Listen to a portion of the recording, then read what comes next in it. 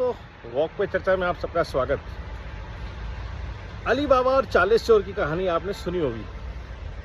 40 चोर सब जगह से खजाने लूटते थे, एक जगह इकट्ठे करते थे और उस जगह का एक कोड था और अली बाबा को कोड पता चल जाता है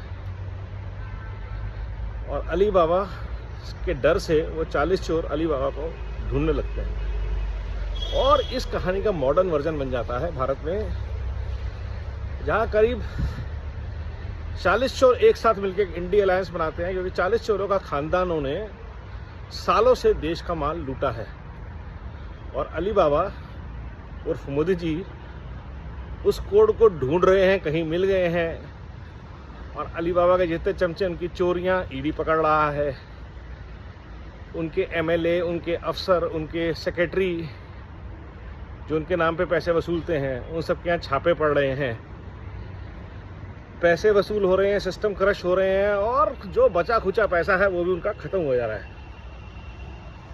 तो अब जो है 40 चोरों के गिरोह को चिंता ये है कि कब तक हम इस अली बाबा से डर के रहेंगे। अली बाबा के ऊपर उन्होंने सारे इल्ज़ाम लगा लिए, राफेल घोटाले से लेके चौकीदार चोर है से भारत के कितने गिरे और दुनिया जहान के, और ये पिछले 10 साल से हम देख ही रहे हैं। बट अली बाबा को भारत लाइक करता ही जा रहा है, भारत का वोट और समर्थन मिलता ही जा रहा है, क्योंकि अली बाबा काम ही ऐसे कर रहे हैं। 40 चोर आज हड़कंप में हैं, उनके पूरे खानदान के खानदान इकट्ठे होके, सोचिए लालू का बेटा और इंदिरा गांधी, सोनिया गांधी, राजीव गांधी के खानदान का वंशज मिलके किसी को चोर कह रहे हैं, वोट चोर। अबे तुमने सालों से पूरे देश को लूट खाया, चोर वर्ड तुम यूज नहीं कर सकते।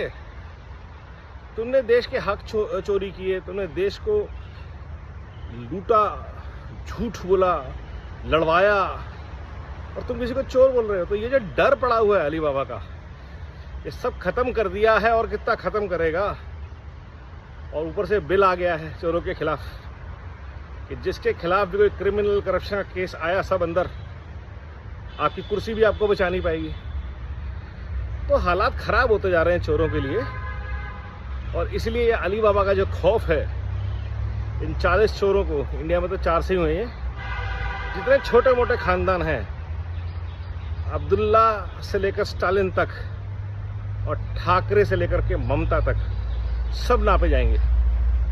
और इन सब का डर ये है कि छोटे छोटे राज्यों में, छोटे छोटे शहरों में इन्होंने अपने नीचे ऐसे खानदान इकट्ठे करे हैं। ऐसे नहीं, राहुल की कोटरी में जितने लोग हैं वो सारे दूसरे तीसरी पीढ़ी है और जो लोग पीढ़ी के नहीं थे, जैसे जयवीर शेरगिल, राधिका खेड़ा, ये सब बाहर चले गए। सचिन पायलट आज की डेट में मजबूरी में जिसमें भी टिके हुए हैं, बट सबको मजबूरी पता है कि क्या होता है। तो ये गेम खत्म होने वाला है और ये दबाव बढ़ता जाएगा और ये अपने ही दबाव के नीचे गलतियां करते जाएंगे, जैसा कि इस बार बिहार में होने वाला है। बिहार की जनता चोरों को फिर से लात मारने वाली है और राहुल गांधी शतक बनाने वाले हैं हार का। नमो भारत, वंदे मातरम, जय हिंद।